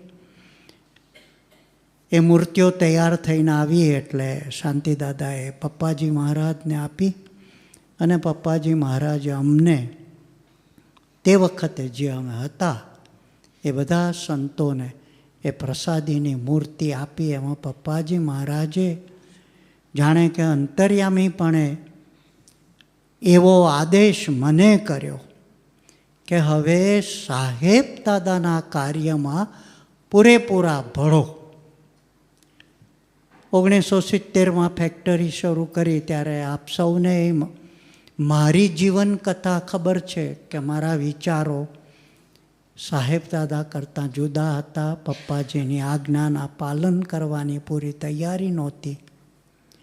પણ 71માં 23 જાન્યુઆરી 1971 બ્રહ્મ સ્વરૂપ યોગી બાપા દેહ મૂકે પહેલાં પપ્પાજીએ 11 જાન્યુઆરી 71 મને વ્યક્તિગત રીતે ને મારી સાથેના મારા સાથીદાર ભાઈઓ સનનભાઈ, વિઠ્ઠલભાઈ, રતિભાઈ, શાંતિભાઈ સર્વને આશીર્વાદ આપીને એમ કહ્યું કે સાહેબના કાર્યમાં તમે સર્વ પ્રકારે હોમાઈ જાઓ. શું કરાવે છે કાર્ય એ સાહેબ નથી કરાવતા.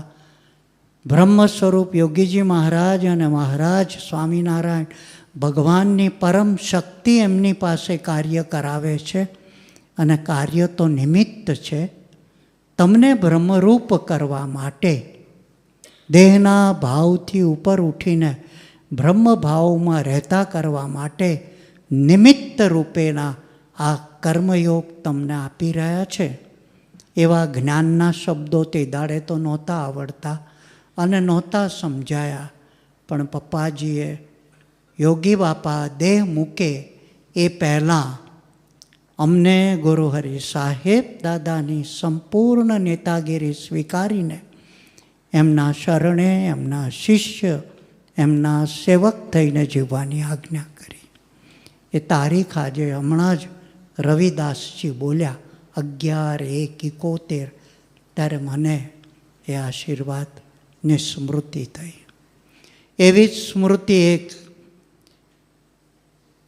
સ્વામિનારાયણ ભગવાનના પ્રસાદીના, શાસ્ત્રીજી મહારાજની પ્રસાદીના સ્થાનોના દર્શને બ્રહ્મ સ્વરૂપ યોગીજી મહારાજની સાથે જવાનો અનેક વખત લાભ મળ્યો છે.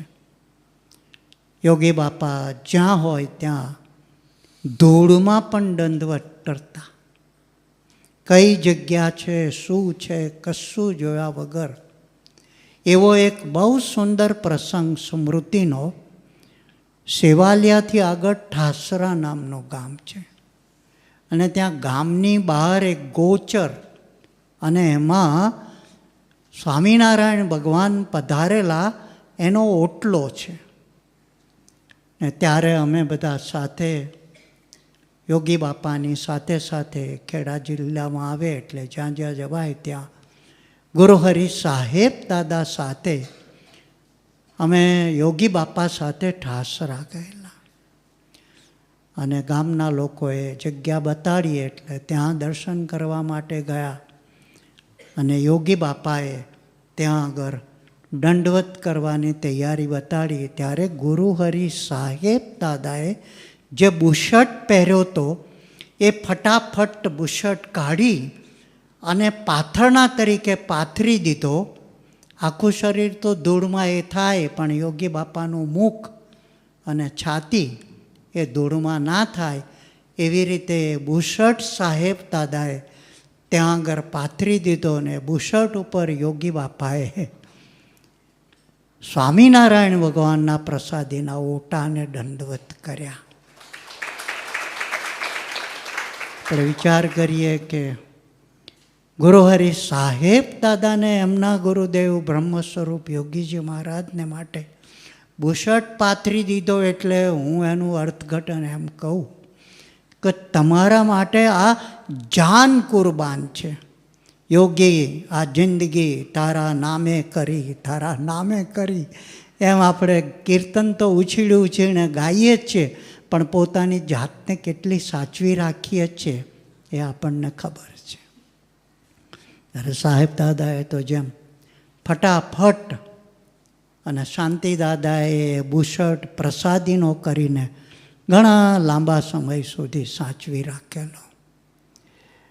આવા પ્રસંગો જ્યારે સાંભળીએ, વાંચીએ, ત્યારે આપણા જીવનની સાથે જોડાયેલી સ્મૃતિ પણ તાજી થાય. અને પ્રગટ સત્પુરુષ સાથેના જે પ્રસંગો હોય એનું અનુસંધાન જોડાય.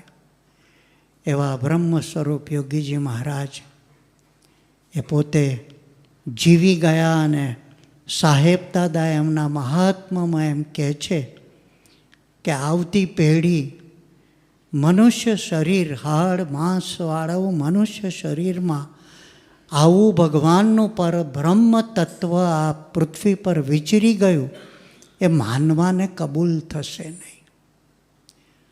બ્રહ્મ સ્વરૂપ યોગીજી મહારાજ એવી પરમ સ્થિતિમાં જીવ્યા. ગુરુહરિ સાહેબ દાદા એ પરમ ભાવને પોતાનો કરીને અત્યારે જીવી રહ્યા છે. એ આપણા માટે બહુ અદ્ભુત લાવો છે. આપણે એ જ રૂપે, એ જ સ્વરૂપે એમનો આપણા જીવનમાં સ્વીકાર કરીને ગુરુભક્તિ અદા કરીએ, પ્રભુ ભક્તિ અદા કરીએ. આવી પારાયણ સ્મૃતિ સાંભળીને બ્રહ્મ સ્વરૂપ ભગતજી મહારાજથી માંડીને આ વખતના શિબિરના ગુરુસભાના સંતાનોએ ખૂબ સુંદર ગુરુ ભક્તિનું પ્રદર્શન બનાવ્યું હતું. એ દર્શન કર્યા ત્યારે પણ ભગવાનના સ્વરૂપ એવા શ્રી રામચંદ્રજી, શ્રી કૃષ્ણચંદ્ર, સ્વામિનારાયણ ભગવાન, ગુણાતીતાનંદ સ્વામી અને એમની આજ્ઞા પ્રમાણે જીવનારા ભગતજી મહારાજ, શાસ્ત્રીજી મહારાજ, યોગીજી મહારાજના જીવન પ્રસંગોની સુંદર પ્રદર્શની કરી હતી. આજ્ઞામાં જીવવું એ જ સાચું દર્શન છે, એ જ સાચી ગુરુ ભક્તિ છે. એવી દ્રઢતા ગુરુસભાના એ યુવાનોએ પણ શિબિર દરમિયાન કરાવી. આ આખું પર્વ 14મી મેથી માંડીને આજે 31મી મે સુધી આપણે ગુરુ આજ્ઞા મહિમા પર્વમાં કોઈને કોઈ નિમિત્તે એ પરમ ભાવમાં રસ તરબોળ રહ્યા. એ આપણા ઉપર ગુરુહરિ સાહેબ દાદાની કૃપા થઈ. ભાવિશાબેન લંડનથી આપણને રૂબરૂ આમંત્રણ આપવા માટે પધાર્યા છે. એ બદલ એમનો ખૂબ ખૂબ આભાર માનીએ છીએ. લંડન શ્રી અક્ષર પુરુષોત્તમ મંદિરને 10 વર્ષ પૂરા થાય છે. એનો દશાબ્દી મહોત્સવ બહુ સુંદર રીતે ઉજવવાની તૈયારીઓ થઈ રહી છે. આજે જ મને ભૂપાભાઈ ને હિંમત સ્વામીએ કેટલાક ફોટો મોકલ્યા. આપણા હરિદ્વારના હરિવલ્લભ સ્વામીજી અત્યારે લંડનમાં વિચરણ કરી રહ્યા છે અને ગુરુહરિ સાહેબ દાદા સાથેનો એમનો પ્રેમ ભર્યો સંબંધ, એ સંબંધે તેઓએ તપોભૂમિ બ્રહ્મજ્યોતિ ડેનામમાં પધરામણી કરી અને હિંમત સ્વામી મહારાજે એમની પાસે હોમ ક્રિમેટોરિયમની જગ્યા ઉપર પુષ્પવૃષ્ટિ પણ કરાવી. આવા સંતોના પગલાં આ દશાબ્દી મહોત્સવના નિમિત્તે એની ઉજવણીના શુભ શરૂઆત રૂપે પણ થાય છે. એવા હરિવલ્લભ સ્વામીને પણ આપણે સાદર પ્રણામ કરીએ છીએ કે સંતો ગુરુહરિ સાહેબ દાદા સાથેના એમના પ્રેમને કારણે સાહેબ દાદાના જે તીર્થસ્થાનો છે તે તીર્થસ્થાનોમાં અવશ્ય પધારે છે. એવા ઘણા સંતો અમેરિકાના આપણા એલેનટાઉન મંદિરે પણ પધાર્યા છે. એવા ઘણા સંતો મહંતો આપણા લંડનના અનુપમ મિશનના મંદિરે પણ પધાર્યા છે અને અહીંયા તપોભૂમિ ઉપર પણ અવારનવાર પધારે જ છે. એના તો આપ સર્વ સાક્ષી છો. એનું મૂળ કારણ ભગવાનના સ્વરૂપને ધારણ કરીને ગુરુહરિ સાહેબ દાદા અહીંયા આપણા સૌની વચ્ચે છે અને એટલે સર્વે એ પરમ તત્વની ઝાંખી કરવા માટે પધારે છે. આપણે સૌ એમના પ્રત્યેની આપણી ભક્તિ અદા કરવાની તત્પરતામાં વધારો કરીએ. એવા રૂડા આશીર્વાદ ગુરુહરિ સાહેબ દાદા આપણને સર્વને આપે એવી મંગલ પ્રાર્થના. જય શ્રી સ્વામી. સજાન સ્વામી મહારાજની જય. શ્રી અક્ષર પુરુષોત્તમ મહારાજની જય. ગુરુદેવ શાસ્ત્રીજી મહારાજની જય. ગુરુદેવ યોગીજી મહારાજની જય. ધામ ધામી મુક્તોની જય. યોગીજી મહારાજના જીવન પર પ્રકાશ પાડતો પારાયણમાં સાધુ રવિદાસજી દ્વારા થયેલ પારાયણની પૂર્ણાહુતિના દિવસે ઠાકોરજીના સાનિધ્યમાં બિરાજમાન સર્વ સંતો ભક્તોની જય જય જય. શાસ્ત્રોમાં એમ કહેવાયું છે, સારનું સાર, જ્ઞાનનું જ્ઞાન, ભગવાનને ઓળખવાય. અને એવા ભગવાનની કૃપા દ્રષ્ટિમાં આવીએ અને આપણું જીવન ભગવાન સાથે સમર્પિત થાય. હે પ્રભુ, હવે તને રાજી કરવા જીવવું છે. એ જે પળ એ સાક્ષાત્કાર. બધા કે સાક્ષાત્કાર દે, સાક્ષાત્કાર દે શું? કે માનવ રૂપે વિચરતા ભગવાન કે ભગવાન ધારક સાધુ, એની ઓળખાણ થાય, એને વિશે આત્મબુદ્ધિની પ્રીતિ થાય, એને અર્થે જીવન સમર્પિત કરવાનું. જે ક્ષણે વિચાર આવ્યો એ ક્ષણ એ સાક્ષાત્કાર. અને એની આજ્ઞામાં એને રાજી કરવા, એને આજ્ઞા પાડીએ એ આપણી સાધના. અને સાધનાની સરળતા માટે એમના જીવન ચરિત્રમાં, એમના ગુણોનો, એમના પ્રસંગોમાં, સ્મૃતિમાં રહેવું તો સાધના આનંદદાયક થઈ પડે. એટલે આપણા સનાતન હિન્દુ ધર્મમાં રામાયણનું પારાયણ થાય, મહાભારતનું પારાયણ થાય, શ્રીમદ ભાગવતનું પારાયણ થાય, જેમાં રામ, શ્રી કૃષ્ણ ભગવાન 10 અવતાર એના જીવન ચરિત્રો ગવાતા હોય. શિવપુરાણમાં મહાદેવજીનું ગવાતું હોય.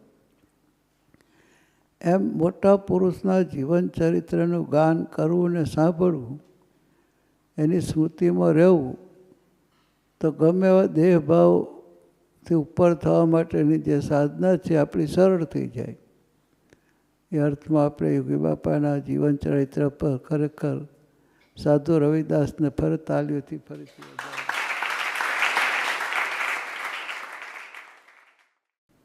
પણ ખૂબ સુંદર રીતે દેશ પરદેશના ભક્તો સાંભળે છે ને એમના ફોન પણ આવે છે, મજા આવે છે.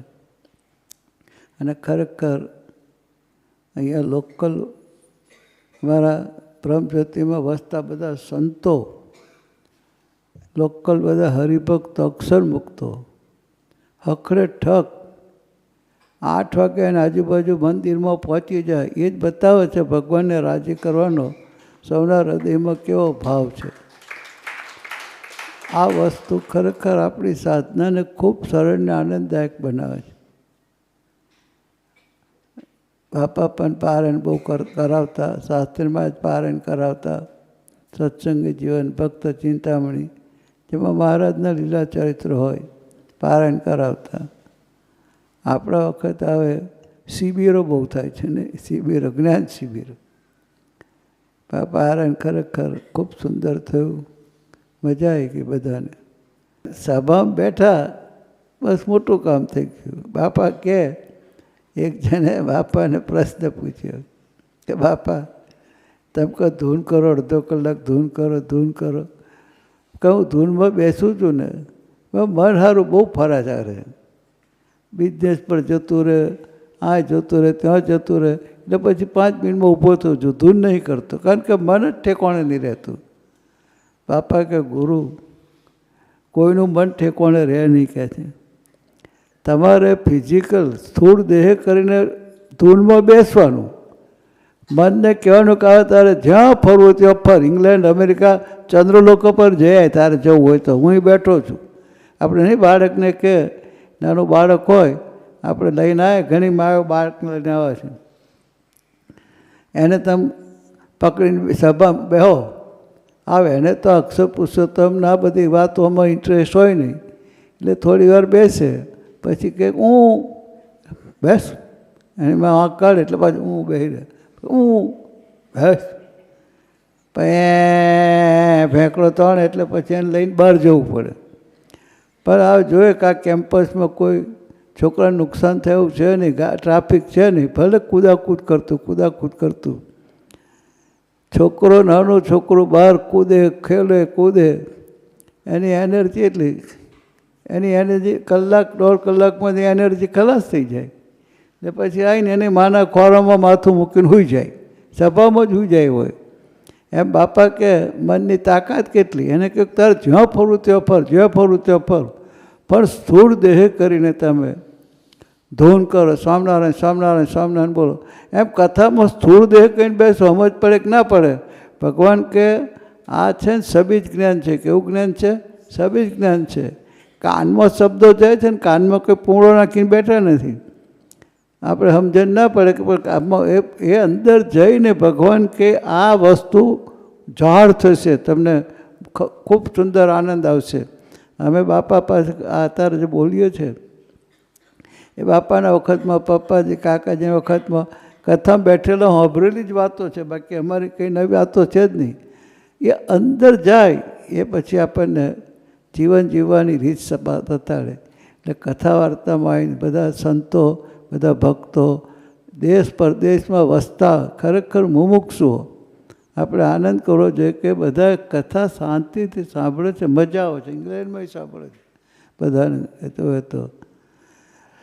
અને ઘણા ભક્તો તો આ જે કથામાંથી પકડીને ધૂન, પ્રાર્થના એવું કરવા મળ્યા છે. આપણને થાય ખરેખર. અત્યારે યોગીજી મહારાજના સંકલ્પ છે, એમના આશીર્વાદથી વ્રતધારી સંતો, ભગવાધારી સંતો, સંત બહેનોના બધા સમાજ એવો અદ્ભુત ભક્તિના માર્ગે વળી રહ્યો છે. એમાં આવા પારાયણો ખરેખર આપણને ખૂબ બળ પૂરતા હોય છે. તો આજે પૂર્ણાહુતિ થઈ, પણ મને બાપાને બહુ ગમતું. હમણાં અશ્વિનભાઈ, મનોજભાઈ મારા સંતોને ઉપર ઉપાડ્યું છે કે બાપા કહેતા 5-10 પારાયણ કરતા થાય, 5-10 કથા કરતા થાય, બોલતા થાય, ટ્રેનિંગ કરે. એવું કે મારે એટલો બધો હોશ, ઉત્સાહ હતો કરવાનો બધાને જોયો હતો. અને ખરેખર એમના આશીર્વાદના સંકલ્પથી એમને જે બોલ્યા, જે એ કર્યું એ બધું અત્યારે આપણે જોઈ શકીએ એવું સાકાર થયું છે. એવું ખ્યાલ જ્યારે 50 સંતો હતા ત્યારે બાપા કે 700 સાધુ કરવા. કેટલા? 700. મોટો મંદિર કહો, દેશ પરદેશ. અમને કંઈક તમે ઇંગ્લિશ બોલતા શીખો, અંદર પ્રશ્નોત્તર કરતા શીખો, દેશ પરદેશ સત્સંગ કરવો છે. ત્યારે ગુજરાતની બહાર સ્વામિનારાયણને કોઈ ઓળખતું નહીં. એ વખતે બાપા બોલતા. અને અત્યારે આપણે જોઈએ છીએ દેશ પરદેશ તો ઠીક છે, બધું પહોંચી ગયું, પણ બ્રહ્મવિહારી સ્વામી દ્વારા મુસ્લિમ દેશ અબુ ધાબીમાં મંદિર થયું. તમે વિચાર કરો. આ યોગી બાપાનો આશીર્વાદ, સંકલ્પ, પ્રમુખ સ્વામી, મહંત સ્વામી, કાકા, પપ્પા, અશ્વિનભાઈ, શાંતિભાઈ, આ સંતો, હરિપ્રસાદ સ્વામી, ગુરુજા સંતો દ્વારા સાકાર થયેલો દેખાય છે. એવા જ આ સંતો તૈયાર થઈ રહ્યા છે, એવા બહેનો તૈયાર થઈ રહ્યા છે, ભક્તો એવા તૈયાર થઈ રહ્યા છે. તો આપણને તો એ સમાજમાં રહીને ભક્તિ કરવાનો ચાન્સ મળે. બાપાની આપણા પરમ કૃપા, એ કૃપાને વિશેષ આપણા જીવનમાં કાર્યાન્વિત થાય, કામ કરતી થાય. એટલે જ કથા વાર્તા, ધૂન, ભજન, પ્રાર્થના, સેવા કર્યા કરવાની. આ મહિમા ભાવફેર માથાકૂટમાં પડવું જ નહીં. બાપા તો ખરેખર અદ્ભુત. એમના જેવું તો આપણાથી વર્તાય જ નહીં. પણ બાપાને સંભાળીએ એટલે આપણને વર્તવાનું મન થાય. બાપાને જે કહ્યું કે શાંતિથી જે વાત કહી ને, મહંત સ્વામીએ પૂછ્યું કે શું થયું? ત્યાં કે 2-4 વખત ત્યાં કહ્યું કે ગુરુએ હાંસીથી ચીમટો ભર્યો, તે આખો માંસનો લોચો બહાર નીકળી ગયેલો. એ કાળો રાગો હતો બાપાને. પછી મારતા ના બધી વાતો બધી સાંભળી. એટલે કંઈક તમારા ગુરુ કેટલા બધા એ કહેવાય, એ તમને આટલી બધી તકલીફ આપતા? બાપા કે એવા ગુરુ મળ્યા તો આ યોગીમાં દૈવત આવ્યું. શું કહ્યું? આ યોગીમાં દૈવત આવ્યું. જો આ પ્રસંગ વાપરીએ તો આ કોઈ આપણને વડે તો લાગે જ નહીં. એટલે વડે છે, મારતા તો આનંદને, ગૌતમ બુદ્ધે આનંદને કહ્યું કે હવે મારી જે બધી વાતો ત્યાં સાંભળી છે હવે તમે સ્પ્રેડ કરો, બધાને જન સુધી પહોંચાડો, એવી ઈચ્છા હતી. ત્યારે ગૌતમ બુદ્ધે આનંદને બોલ્યા કે આનંદ તો આ પ્રદેશમાં જા. તકા ભલે બાપજી. તકા પણ એ પ્રદેશ હાવ અસુરોનો છે, એ તને જઈશ તો ગારો ભણશે, ગો કપડું જોઈને તારું તિરસ્કાર કરશે, ગારો ભણશે. તકે પ્રભુ હું એવું માનીશ કે મને ગારો ભણે છે ને એમનો ઉપકાર માનીશ, કે મને પથરા કે ખાહડા મારતા નથી ને, તાકે અહીં કે છે તને ખાહડા પથ્થર ધૂળ નાખે તો તાકે હું એમ માનીશ કે મને લોહી લોહન કરે એટલું તો મારતો નથી ને એનો ઉપકાર માનીશ. તાકે તને લોહી લોહન કરે તો તાકે એમનો ઉપકાર માનીશ કે મને મારી તો નથી નાખતા ને. તાકે એને કહે તને મારી નાખે તો કે પ્રભુ હું ખુશ થઈશ, ધન ભાગ ધન ઘડી તમારી સેવામાં મારો દેહ કુરબાન થઈ ગયો એનો મને આનંદ છે કે છે. ત્યારે ગૌતમ બુદ્ધ એને ખુશ થઈ ગયા. જ્યાં બેટા આવે તું પાસ આવે તું ગમે તે જગ્યાએ જઈશ તારા થકી સત્સંગ થશે. યાને એમનો પટ્ટ શિષ્ય હતો. સંતોને આવી કુમારીથી જીવવું પડે. ગમે એ પરિત ગમે સંજોગોમાં ભગવાનનું બળ લીંજું. બાપા એ શીખવાડતા કે માણસો હારા બને આપણું અપમાન થાય એવું નહીં. પરિસ્થિતિ ગમે હોય મારે મારા પ્રભુમાં રહેવું છે અને મારા પ્રભુના કાર્યમાં મારે હોમાવવું છે. કોઈને વિશે ભાવફેરમાં પડ્યા વગર, કોઈની ક્રિયાનો ટીપા ટિપ્પણી કર્યા વગર આપણને જે ગુરુની આજ્ઞા એ ગુરુની આજ્ઞાને સ્ટ્રિક્ટલી ફોલો કરો તો ભગવાન મિરેકલ કરશે. આશ્ચર્ય પર આશ્ચર્ય થશે. તમને એવું તમને પોતાને એક્સપિરિયન્સ થશે અને પ્રાપ્તિ થશે. અનુભવ થતાં એની પ્રતીતિ થશે કે ભગવાન મારી સાથે છે ને છે. તો એનો આનંદ કોઈક જુદા આવશે. અને એવા માહોલમાં જવા માટે આપણને બધા એટલે એની આરતી કરવી, આ કરવી, સભા કરવી, આ બધા ભગવાનમાં સ્મૃતિમાં રહેવામાં એમની સ્મૃતિમાં રહેવા માટેના પ્રયોજન છે. આવી રીતે એમની સ્મૃતિમાં રહીશું તો દેહનો ભાવ આગળ છે ખબર પણ નહીં પડે. બાપા એવી સરળ ને આનંદદાયક સાધના બનાવી અને એ માટે ખરેખર એમના માટે જેટલું કરીએ એટલું ઓછું છે.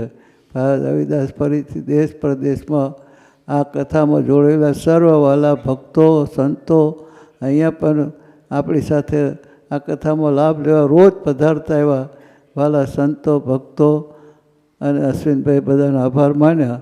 એ બધાને ખરેખર દર્શન કરીને મને બહુ આનંદ થાય છે. સજાન સ્વામી મહારાજ બોલો અક્ષર.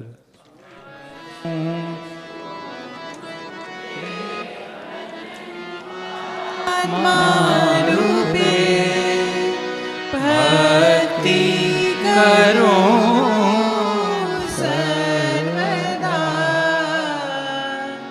પુરુષોત્તમ પ્રગટજી ગુરુ હરિ દાસ